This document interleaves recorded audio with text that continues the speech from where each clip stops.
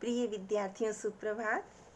आज हम पाठ्य पुस्तक वसंत भाग 3 में संकलित कबीर की साखियाँ पाठ का अध्ययन करेंगे। पहले कवि परिचय। कबीरदास जी हिंदी साहित्य के भक्तिकालीन ज्ञान मार्गी शाखा के प्रतिनिधि कवि थे। उनका जन्म 1398 यानी 1398 के आसपास काशी वाराणसी नामक स्थान पर हुआ था। ऐसा माना जाता है विद्यार्थियों कि इनका जन्म एक विधवा गरीब ब्राह्मणी के गर्भ से हुआ था और उन्होंने लोक लाज के डर से उन्हें एक तालाब के किनारे एक कमल के पत्ते पर छोड़ दिया था। वहीं पर रोज जो नीरू और नीमा नाम के जुलाहा दंपत्ति हैं वो स्नान करने के लिए आते थे। उन्होंने इस बालक को देखा और क्योंकि उनके बच्चे नहीं थे और उनको देखा तो उन्होंने उसको उठा लिया। निसंतान जुलाहा दंपत्ति और नीरू नीमा ने बालक को देखा और उसका पालन पोषण किया, नहीं उसको उठा लिया और वहाँ से उसका खूब पालन पोषण किया और बाद में यही बालक आगे चलकर कबीर के नाम से प्रसिद्ध हुए। पाठ का सार। यह काव्य पाठ कबीर की साखियाँ भक्तिकालीन काव्य का सुंदर नमूना है। भक्तिकालीन, इसकी प्रत्येक साखी में मानव को उसके आसपास के ही उदाहरणों के माध्यम से ज्ञानवर्धक बातें बताने का सफल प्रयास हुआ है। इन साखियों में कवि ने अपने विचारों को स्पष्ट रूप से प्रकट किया है। अर्थात कबीरदास जी ने उस समय समाज में जो कुरीतियाँ फैली हुई थी उन्हें दूर करने के लिए उन्होंने साखियों का प्रयोग किया। भक्तिकाल, जब भक्तिकाल था उस समय भक्तिकाल 2 भागों में बटा। जैसे ज्ञान मार्गी शाखा के प्रमुख प्रवर्तक कबीरदास जी थे और प्रेम मार्गी शाखा के प्रवर्तक मलिक मोहम्मद जायसी थे, जिन्होंने जायसी का पद्मावत लिखा, इसलिए ये प्रेम मार्गी शाखा कहलाई। पहली साखी है जाति न पूछो साध की, पूछ लीजिए ज्ञान, मोल करो तरवार का, पड़ा रहन दो म्यान कबीरा, पड़ा रहन दो म्यान। विद्यार्थियों, आप इसी लय में अपने घर में इस साखी को पढ़ने का प्रयास करेंगे।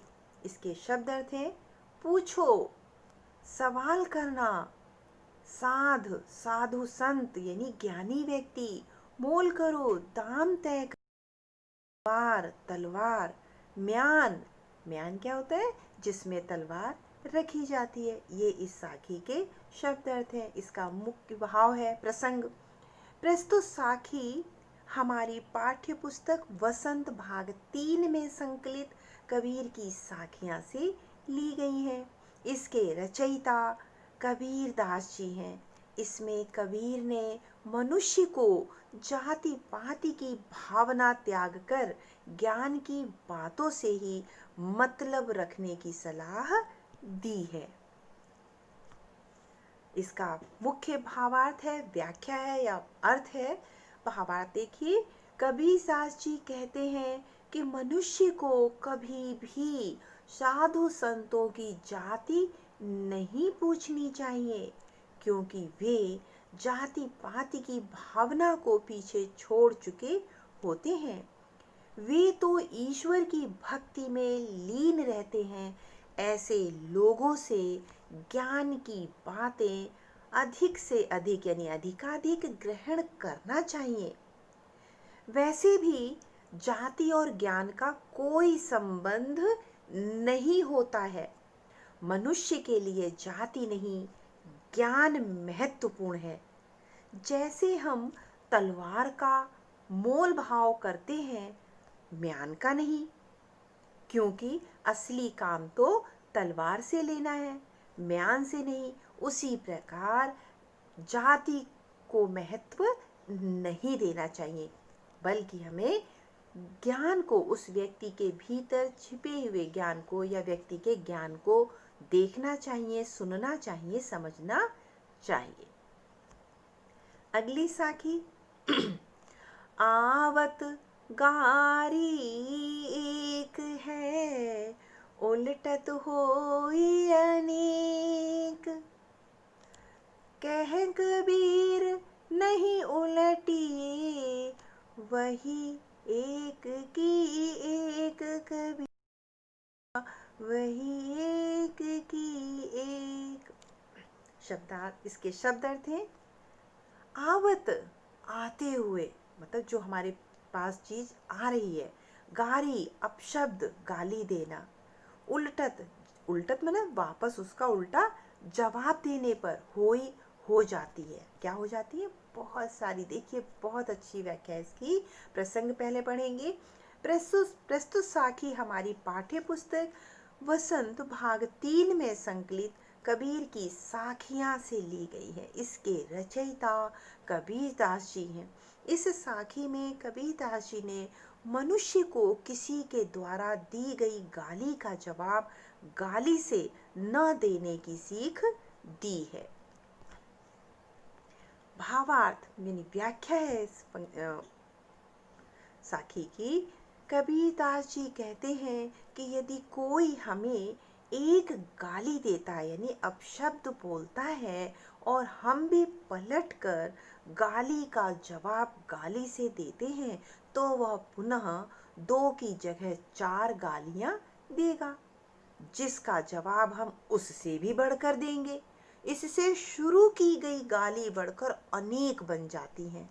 कबीर दास जी मनुष्य को सीख देते हैं कि हे मनुष्य को गाली का जवाब, कि मनुष्य को गाली का जवाब नहीं देना चाहिए। इससे वह एक की एक ही रह जाती है। अगर हम, किसी ने हमें कोई अपशब्द बोला और हम उसकी निगलेक्ट कर देते हैं, उस बात को अवॉइड कर देते हैं, तो वो एक की एक ही रह जाएगी। अगर हम वापस पलट के जवाब देंगे तो वो क्या है, 1 से 2, 2 से 4, इस तरह से बढ़ती जाएंगी। इसलिए हमें कभी भी किसी की गलत बात का गलत बात में उत्तर देकर जवाब नहीं देना चाहिए। तीसरी साखी है, ध्यान से सुनेंगे। माला तो कर में फिरे, जी भी फिरे मुख मार, मनुआ तो दहु दिसी फिरे, यह तो सुमिरन नाही कबीरा, यह तो सुमिरन नाही। इस पंक्ति और इस साखी के शब्द अर्थ। माला, मनकों की माला, जिस पूजा करते हैं ना, माला पढ़ते हैं, कोई भी किसी भी धर्म के हो, चाहे मुस्लिम हो चाहे हिंदू हो, वो माला। कर यानी हाथ, फिरे घूमना, चक्कर लगाना, माही अंदर, मनवा मन, हृदय, दिल, दहु 10 दिशी दिशाओं में, सुमिरन स्मरण, प्रभु की सच्ची भक्ति। प्रसंग। प्रस्तुत साखी हमारी पाठ्य पुस्तक वसंत भाग 3 में संकलित कबीर की साखियां से ली गई है। इसके रचयिता कबीर दास जी हैं। इस साखी में कबीर जी ने लोगों द्वारा आडंबर एवं दिखावे की भक्ति करने वालों की आलोचना की है। भावार्थ। कबीर दास जी कहते हैं कि भक्ति का दिखावा करने वाले व्यक्ति हाथों में माला फेरते रहते हैं और उनकी जीभ मुख के अंदर चलती रहती है, अर्थात राम नाम का उच्चारण करती रहती है, और उनका मन 10 दिशाओं में भटकता रहता है। कबीर दास जी कहते हैं कि यह तो ईश्वर का स्मरण नहीं, अर्थात ऐसा आचरण तो भक्ति का दिखावा मात्र है, क्योंकि भक्ति के लिए मन की एकाग्रता आवश्यक है। अर्थात आडंबर किसी भी तरह का नहीं करनी चाहिए। हम पूजा करें अर्थात हमारे मन में सच्ची श्रद्धा होनी चाहिए। अगली साखी है नंबर 4 साखी। कबीर घास ना नींदिए, जो पाऊँ तली होय।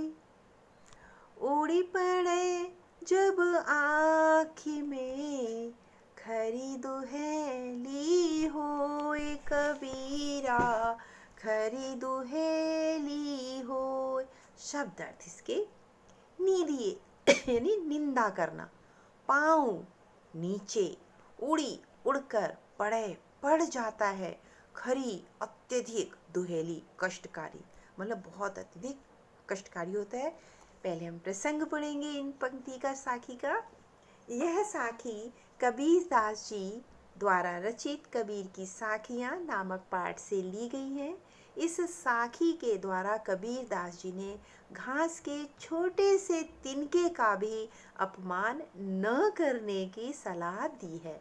विद्यार्थियों, आपने 7th में एक कविता पढ़ी थी, एक तिनका, उसी को आप भावार्थ इसका, कबीर दास जी कहते हैं कि घास की भी निंदा नहीं करनी चाहिए, क्योंकि यह भले ही पैर तले रौंदे जाने वाली, कुचलने, रौंदना मतलब कुचलना जाने वाली निर्बल होती है, परंतु यदि उसी घास का कोई तिनका आँख में पड़ जाए तो वह अत्यधिक बन जाता है।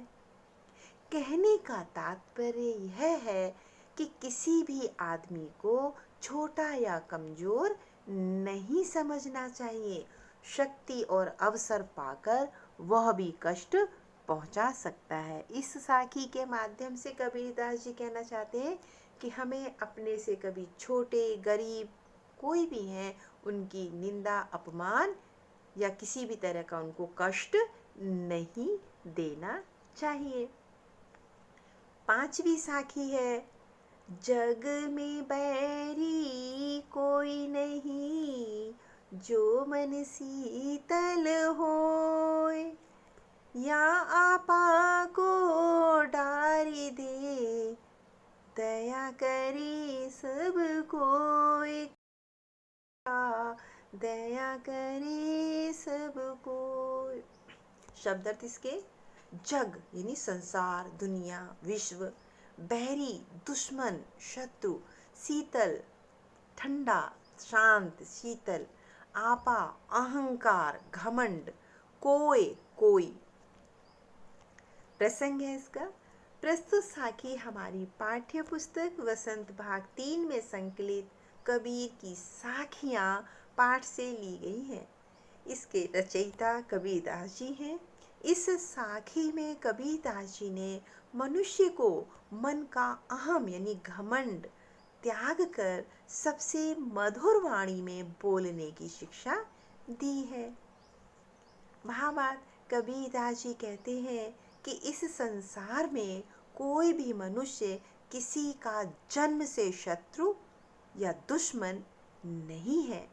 बस मनुष्य को अपने व्यवहार और वाणी में शीतलता बनाए रखनी चाहिए। जो मनुष्य अपने अहम घमंड को त्याग कर दूसरों के साथ मधुर व्यवहार करते हैं, उन व्यक्तियों पर हर कोई दया करने को तैयार रहता है। इसलिए विद्यार्थियों, हमें सभी के साथ मृदु वाणी में बातें करनी चाहिए। मृदु वाणी मतलब कभी भी किसी से किसी भी तरह की कोई भी अप्रिय बात नहीं बोलनी चाहिए। विद्यार्थियों, ये सभी साखी प्रसंग सहित, भावार्थ सहित अपनी हिंदी की फेयर कॉपी में सुंदर एवं सुव्यवस्थित तरीके से करेंगे। धन्यवाद।